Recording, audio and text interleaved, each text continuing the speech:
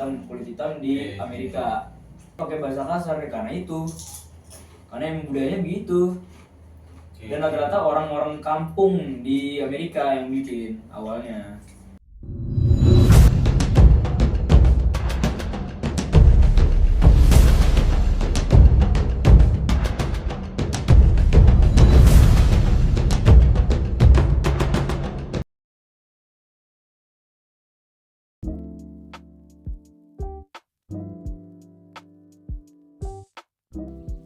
What's up guys? Kembali lagi di Sobat Podcast Kes. Nah teman-teman, kali ini aku gak bakal sendirian di sini. Pasti aku bakal ngajak ngomong dua orang spesial yang pastinya bakal seru banget buat diajak bincang-bincang bareng nih. Nah, aku nih di sini pengen ngebahas dua tema penting ya. Jadi bakal ngebahas tentang seni musik dan juga seni melukis. Wah, pasti penasaran banget dong sama apa yang bakal kita bahas nih dan siapa sih bintang tamunya. Pada penasaran dong pasti. Langsung aja dah kita panggil dia buat ke Impreg nih. Marlo dan Arba. Iya, ini ada makan juga nih, gombang goyang nih dari daerah Jawa Barat ya, silakan Iman. Oke teman-teman, jadi bintang tamu kita pada hari ini adalah Arba dan Marlo. Mungkin kalian bisa kenalin nama kalian dulu nih, siapa? Dari Arba mungkin. Oke, mungkin aku dulu ya. Jadi aku tuh kerap dipanggil tuh Arba. Nama panjang aku Arba Monal Kirom gitu. Nah, kenapa suka musik? Kenapa suka musik? Salah ya kita. Aku sih lukisan. Salah. Jadi kenapa suka lukisan? Karena lukisan tuh sangat cocok dengan kepribadian aku juga gitu. Karena lukisan tuh penuh dengan warna gitu. Lanjut Marlo. Perkenalkan, nama saya Marlo Tizara dan saya sangat suka sekali dengan musik. Musik mantap.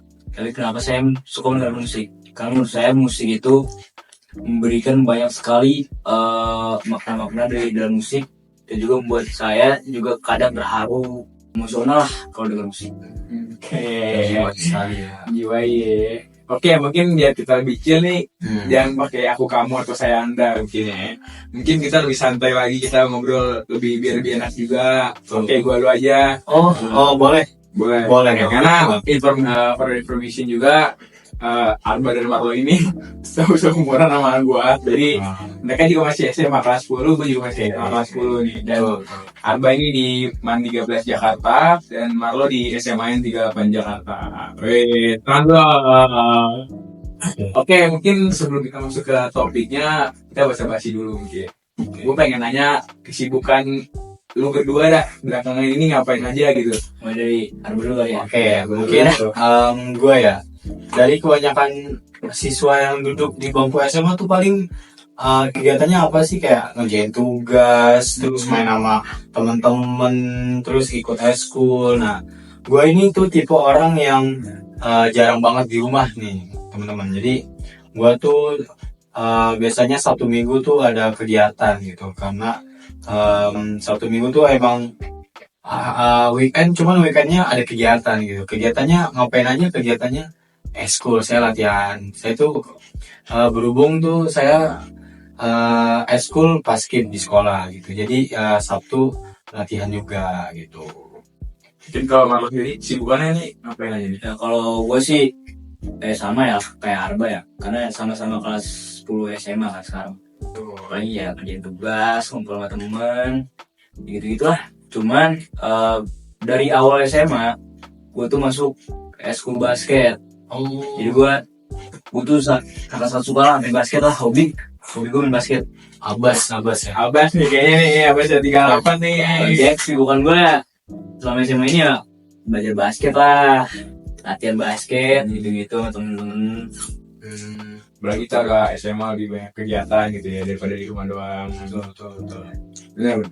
Oh ya, tadi Marlo sempat bilang dia main basket DBL juga nggak? Nah, Oh iya, yang penasaran nih, DBL nih kan tahun lalu kan sempat masuk ke babak penyisihan tuh, Iya, benar. SMA 38 DBL. itu Marco main di situ. Iya, gimana tahun ini gitu loh? Kali ini main juga.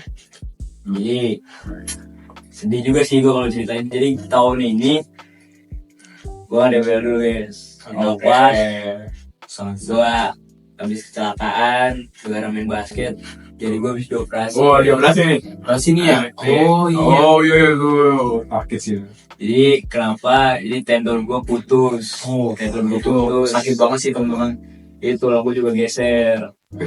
Mainnya gila banget sih. Ngilu banget sih teman-teman. Bisa membayangin ya teman-teman yang main basket terus kena bola, aduh. Dan juga kenapa gue nggak DBL hari ini? Padahal tahun ini karena DBL kan masih berapa bulan lagi. Dan juga paling ya 3 bulan 4 bulan lagi kan. Dan gue baru aja selesai operasi dan lewat dari waktu gue 3 bulan setelah pas operasi gue tuh udah boleh latihan. Cuman selesai recovery-nya gue tuh 9 bulan, jadi masih lama banget. Di Lumayan. gak bisa DBL gue. Oke. Oke, mungkin rasanya udah masuk ke topiknya. Tuh. Yang pertama gue pengen nanya dulu ke Arban ya. Oke, apa tuh? Sebenarnya. Oke, jadi gue tuh punya pemikiran nih, Mbak.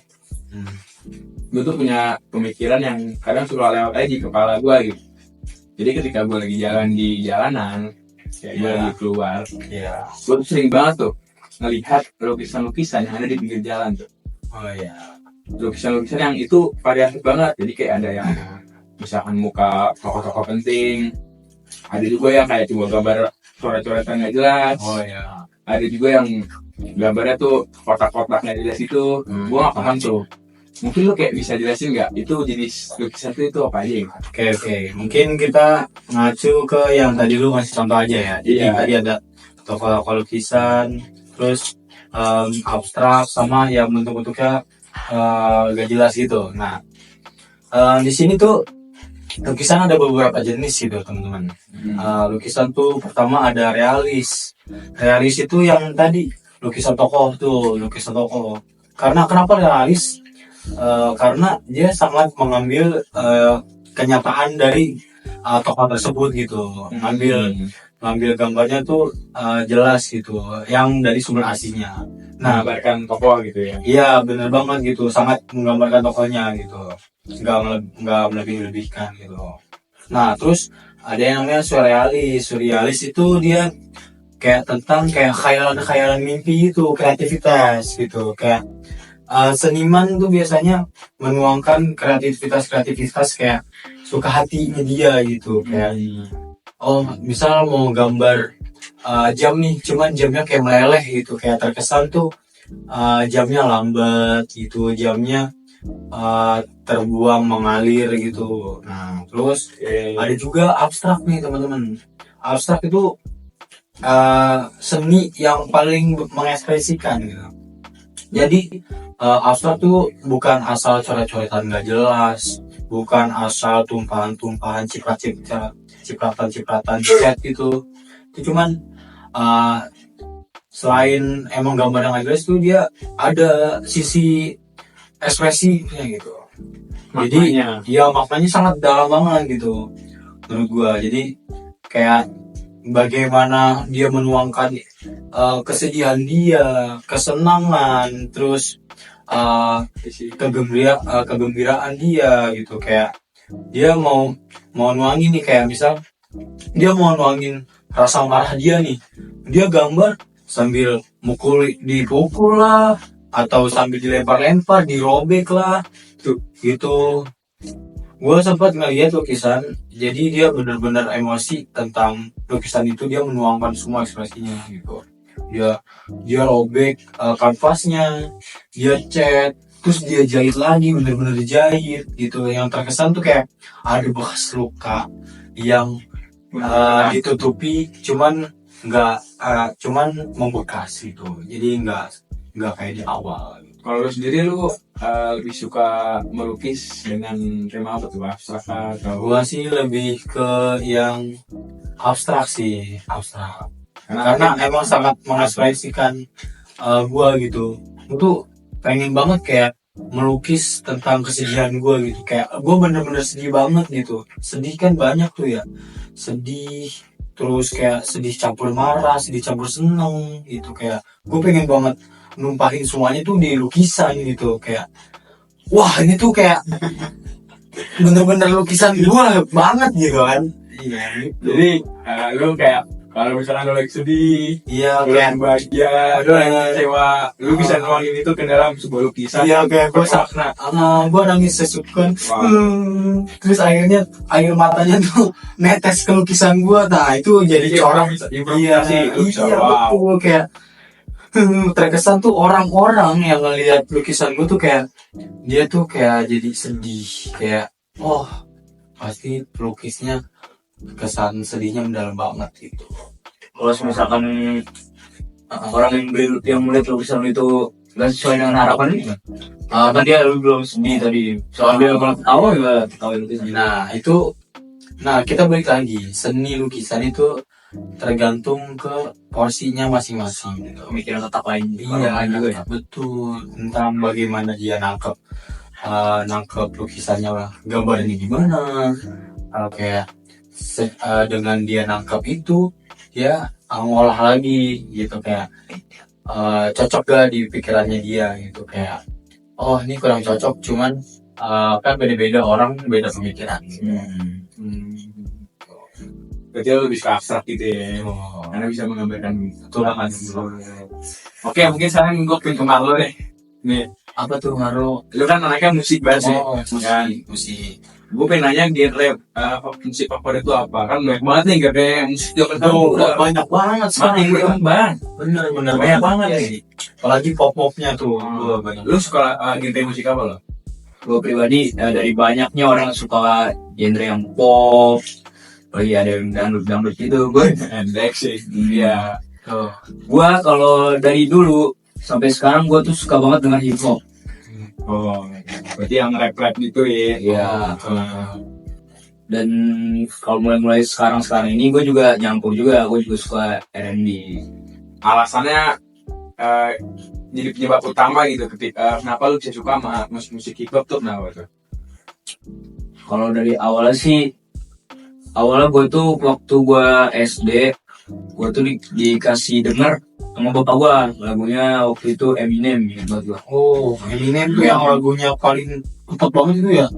Ya, bisa dibilang dia rapper paling cepat emang. Betul. Nah, gue dikasih tahu bapak gue, terus disuruh denger, gue langsung suka tuh. Nah, gue bisa dibilang jatuh cinta pada pandangan pertama sama lagu-lagu rap hip hop gitu. Iya, karena masuk ya. First love tuh sama musik hip hop. Iya, Betul.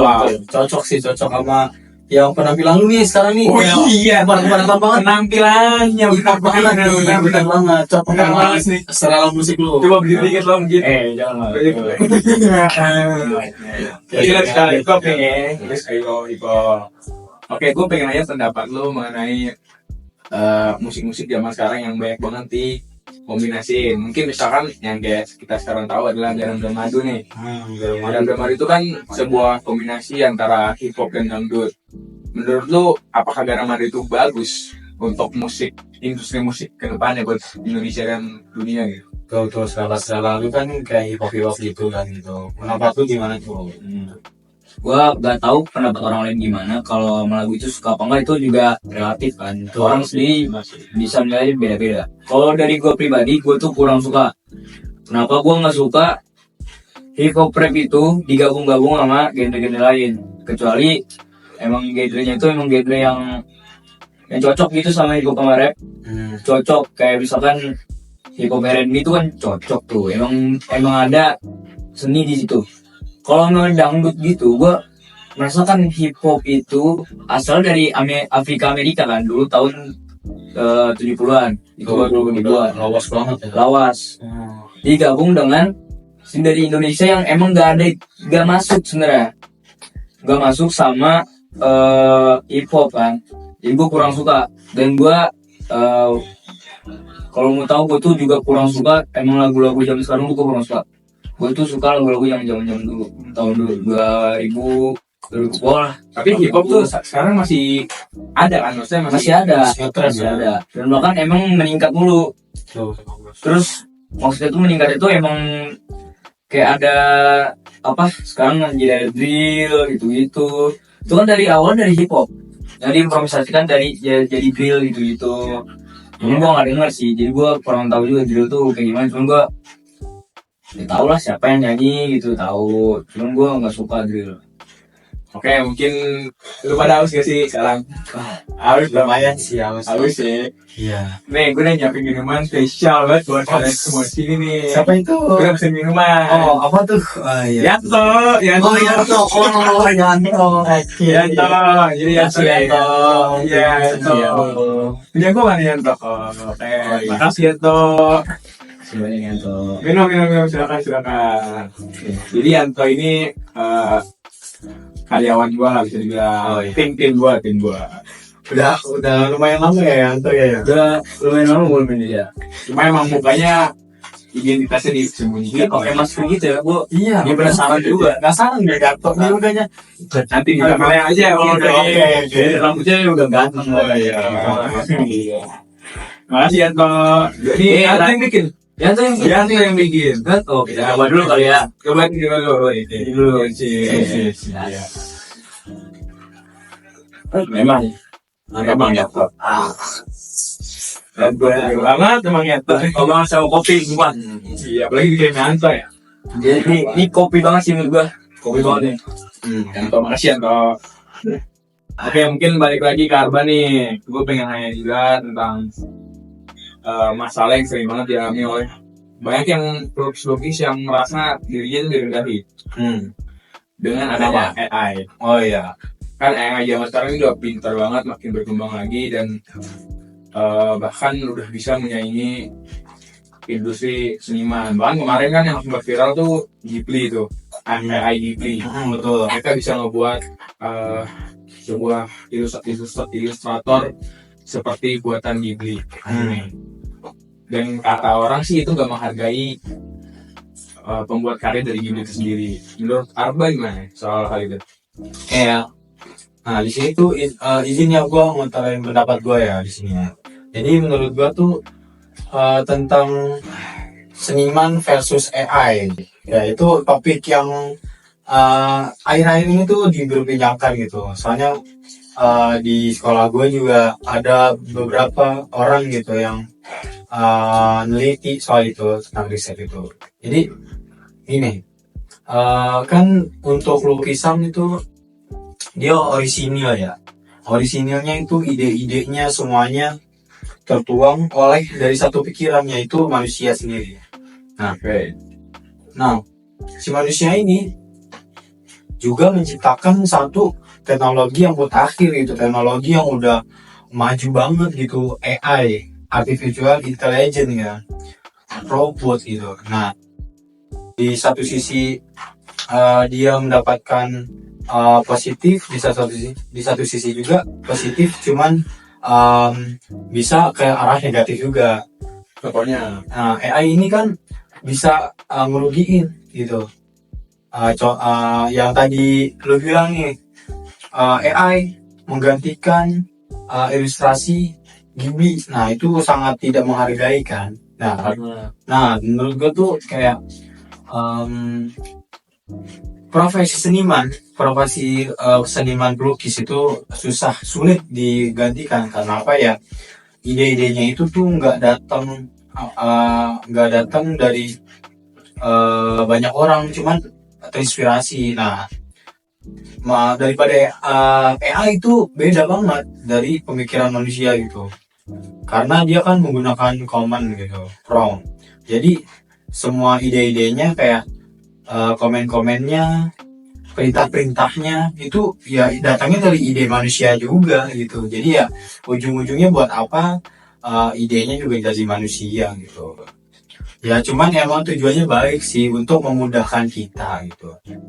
Terus juga mungkin kalau lukisan asli tuh originalnya dapet banget, kayak detailnya, estetikanya dapet banget tuh menurut gua. Karena di dalam lukisan itu ada detailing juga. Nah dan dari gitu kecil yang AI iya. Dan juga kadang AI itu cuman mengambil atau mengcopy karya yang udah ada gitu, tapi lebih dikembangin doang gitu. Itu sih menurut gue sih. Oke, menarik sih. Dan oke, sekarang gue yang kemarin lagi deh. AI. AI dalam industri musik tuh sebenarnya juga udah ada dan sudah ada aplikasinya untuk membuat sebuah lagu yang AI bisa bikin gitu. Iya tuh, gue sering denger tuh lagu Bukicot Magadani. Ya, lucu sih itu, lucu sih itu lagu. Gue baru tahu itu dari AI yang bikin loh. Iya, gue udah tahu juga loh. Gue dikasih tau Yanto malah. Dia bilang ya, Ya, the best ya tuh. Iya, Oke, kemudian mungkin pengetahuannya. gue pengen sama lo tentang dunia musik. Apakah menurut lo itu AI bakal bisa mengancam industri musik ke depannya? Kalau menurut gue pribadi, gue terlalu gak bermasalahin sih, karena gue tuh cuman pendengar. Nah, gue nggak bukan pembuat ya, gue suka denger musik aja. Oke. Tapi kalau menurut gue itu bahaya. Kenapa? Banyak seniman-seniman zaman sekarang karena AI, dia tuh jadi malas bikin lagu. Oke. Jadi malas. Oh iya, benar. Karena emang AI ini terlalu parah sih efeknya. Gue juga ngerasain sih, kayak misalkan ada ini gue ada satu artis, gue lupa namanya, dia itu bikin lagu, emang dia nyanyi, cuman liriknya itu dari AI. Oh iya. Itu salah satu yang bikin bahaya. Kenapa? Karena mungkin aja itu lagu bukan dari gak dapet gitu, jiwanya nggak dapet, Feelnya nggak dapet, jadi nggak soulful gitu lagu ya. Dia membuat lagunya tuh yang datang dari ide kepalanya itu nggak dapet ya. Malah kayak dari AI, kayak dia malah membawakan lagunya itu jadi ya data aja, kayak data dia, karena emang bukan dari dia langsung gitu lagunya. Yang ngebuat. Iya, bukan dia yang menciptanya, jadi liriknya dari AI. Jadi menurut lo itu musik itu artinya bisa lebih dalam ketika yang ngebuatnya adalah manusia. Betul. Tuh. Karena manusia ya punya insting sendiri lah. Tuh. Jadi juga punya mindset yang beda-beda dan kondisi emang yang beda-beda, dan biasanya juga kondisinya kadang kan kayak kita remaja asmara gitu kan, pasti umum kan. Tuh. Pasti juga pencipta lagu ini juga pernah ngalamin, jadi kayak menjiwai, dia tuh tahu gitu. Iya. Dan juga gue tuh suka banget lagu-lagu yang soulful, yang menjiwai. Nah, lu kalau bingung, gue suka lagu-lagu soulful, cuman gue suka hip hop. Nah, lu tuh jarang denger hip hop, lu harus kenali kenapa lagunya bahasa-bahasa kasar. Karena itu adalah budaya dari Amerika ya. Jadi orang-orang kulit hitam pada zaman tahun 70-an dari Amerika yang waktu itu dirasisin sama orang-orang kulit putih, terutama polisi. Awalnya dibuat gara-gara itu. Jadi bisa dibilang hip hop itu budayanya orang-orang hitam, kulit hitam di Amerika. Jadi dia tuh bikin lagu emang awalnya tuh buat nyindir orang kulit putih juga. Nah, kenapa dia pakai bahasa kasar? Karena itu, karena emang budayanya begitu. Dan rata-rata orang-orang kampung di Amerika yang bikin awalnya. Oke, kalau ini disclaimer dulu ya teman-teman, di sini tuh kita nggak memihak kemanapun gitu ya, kita nggak rasis ke kulit putih, kita nggak rasis ke kulit hitam ya, kita cuman mengutarakan pendapat yang kita netral gitu ya teman-teman ya, cuman menyuarakan pendapat doang gitu. Lanjut. Jadi ya itulah intinya, pokoknya menurut gua hip hop itu soulful karena menjiwai, emang kondisi mereka sudah kayak gitu. Jadi mereka emang mengutarakan pendapat mereka di lirik-liriknya yang kasar-kasar emang. Makanya gue suka, karena kayak emang kehidupan mereka begitu. Dan jadi kesal juga kan. Ya pasti juga kesal lah kalau hidup tahun-tahun segitu dirasisin gitu juga. Oke, Pak. Ya. Lukisan favorit lu nih? Kan udah cuman di luar negeri mah gitu aja. Iya, bagi saya. Masih gua. Lukisan favorit atau seniman favorit lu siapa? Seniman favorit ya. Ini sih lukisannya si Van Gogh. Oke, mungkin lukisan dari Van Gogh yang favorit gue tuh The Starry Night.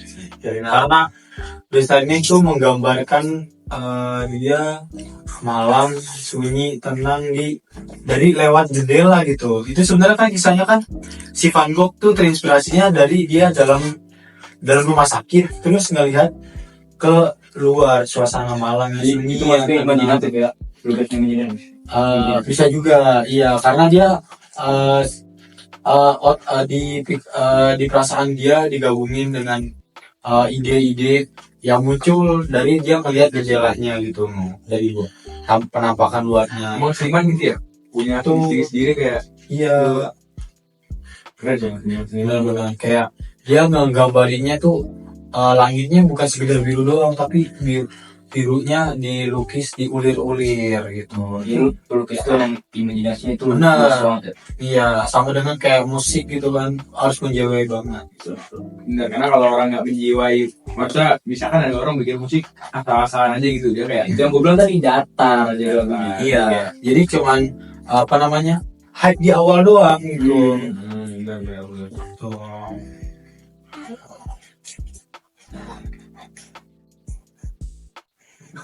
Masuk apa lagi anjing? Gimana Kan tadi nanyanya dia suka gantian dong. Oh ya, apalagi kan gue udah nanya awal genre lu apa ini masalahnya. Ya kan siapa lu suka lagu siapa sih? Oh iya. Baskara. Gue nanya Baskara gimana? Baskara. Tidak lu. Enggak, Baskara maksud nggak tahu anjing, maksud kayak yang datang-datangnya, maksud gue yang ilmu-ilmu ininya. Gue pengen nanya ini cowok, kemarin kan Baskara konser yang Sakanis tuh katanya tuh. Ini kan nanya gue dulu tahu pas sekarang nggak kemarin tuh lagi viral itu dulu. Oh ya, sekarang gue pengen ke Maro lagi deh. Gue tuh suka banget Mal. Musik baru-baru ini sih gue FOMO aja sih, FOMO. Gue suka banget musiknya yang nyanyi Baskara. Gue suka Baskara ya. Baskara. Yang kemarin itu ya. Baskara mah ada 3. Baskara itu ini bukan sih yang bahasa Hindia itu? Iya benar. Solonya dia. Tapi dia juga pernah bikin band 2012 itu Peace namanya. Iya. Sama Peace. Fis. Lagunya Nina yang Tumbuh Lebih Oh, Baik. itu viral banget itu tuh. banyak banget itu. Dan banyak lagi lah lagu Fish yang gue tuh suka banget karena di diskusinya tuh menurut gue tuh pemilihan kata yang dia bikin itu tuh kata-kata yang asing didengar di kuping manusia. Puitis. Puitis Itu banget, iya benar puitis. cuma ketika lu denger pertama kali lu gak akan paham maksudnya apa. Cuma ketika lu pahami benar-benar itu kata demi kata yang kayak ini, lu ntar bakal paham maksudnya, dan itu artinya dalam banget sih. Banyak lagu-lagu Baskara yang nyanyi Baskara ya, yang dedikasi dalam banget sih. Betul sih, betul. Jadi yang mudanya namanya. Gue bisa aja sih kalau bener kata lu gitu, bahwa musik itu sebenarnya bisa menjiwai jiwa manusia. Dengan musik mungkin kayak kalau hidup gak ada musik tuh kayak boring banget. Iya, ya semua orang juga suka musik pasti. Iya. Walaupun kadang-kadang denger, jarang-jarang itu pasti dengerin musik. Karena musik kayak benar mewarnai kehidupan dunia. Betul, iya. Andai gak ada musik pun, dan dulu mungkin andai gak ada lukisan, mungkin kehidupan datar-datar aja sih. Iya, kan juga kan setahu gue ya, musik sama lukisan tuh bisa dijadiin dokumentasi gitu. Secara visual, lukisan tuh bisa mendokumentasikan suatu peristiwa gitu. Itu masuknya ke realis. Nah, itu juga musik bisa mendokumentasikan secara audio gitu. Dia mendokumentasikan kayak gimana di zaman itu, kayak contohnya hip hop kan, itu kan di zamannya yang kaum hitam sangat direndahkan gitu kan. Jadi iya, rasis banget kan. Jadi kayak di zaman itu tuh dibuat lagu hip hop tuh buat penolakan rasis itu kan, lawan baliknya gimana gitu. Musik dan lukisan itu terus berkembang mengikuti tren-tren. Misalkan juga banyak kan musik-musik atau lukisan-lukisan yang kesannya untuk menyakit atau menyindir pemerintah, mungkin menyindir hal-hal yang sedang viral. Banyak tuh musik-musik gitu. Itu kalau begitu bisa dipenjarain nggak? Bisa. Karena ada musik hip hop itu ada namanya diss track. Itu tuh saling bikin rap, cuman kayak emang nyindir individu orang, satu orang doang. Bisa dipenjarain? Bisa kalau dibawa emang ke persidangan. Ya, itu di lukisan juga kan ada yang namanya kan hak cipta gitu. Selain hak cipta pemilik tuh gak bisa diambil gitu aja gitu. Kayak dia mau ngambil hak cipta lukisan itu, ya berarti dia harus membeli gitu. Harus membeli lukisan itu gitu, dan mengatasnamakan dia gitu. Dan itu ya emang gak murah gitu. Benar. Dan gue bener dislike tadi. Dislike itu kalau orang itu tahu kalau dia bisa jadi penjara dengan segala resiko yang bakal terjadi kalau dia buat itu dislike lagu, kenapa dia buat? Nah ini lo kembali ke kehidupan kenyataan lu ya sendiri ya. Lu pasti juga pernah kesel sama orang dong. Nah, Pasti. lu juga pasti pernah nyindir orang dong. Nyindir pasti pernah dong. Pernah ya, pernah. Nah, itu para seniman musik itu nyalurinnya jalan lagu. Makanya, nah itu tuh makanya tuh lu juga harus mikir di situ. Gimana caranya lu nyindir orang itu, cuman nggak over gitu, jadi Iya betul. nggak terlalu menyimpang lah. Kalau terlalu menyimpang kan bisa juga dipenjarain dong. Bisa. Kalau zaman dulu sih banyak banget kayak gitu, terlalu banyak. Nah emang rata-rata zaman dulu yang membuat musik hip hop itu tuh emang dari gangster yang bikin. Jadi makanya mereka tuh emang sering banget jadi buronan polisi. Orang-orang itu. Ya, Wah, bahaya. karena dia lagu-lagunya selalu nyindir polisi. Oke, mungkin itu aja sih yang mau dibahas. Sebenernya gue pengen lebih dalam lagi sih, tapi Jangan layar aja ya kita ya. karena ya, dan juga mungkin karena dua orang ini tuh sibuknya banget gitu.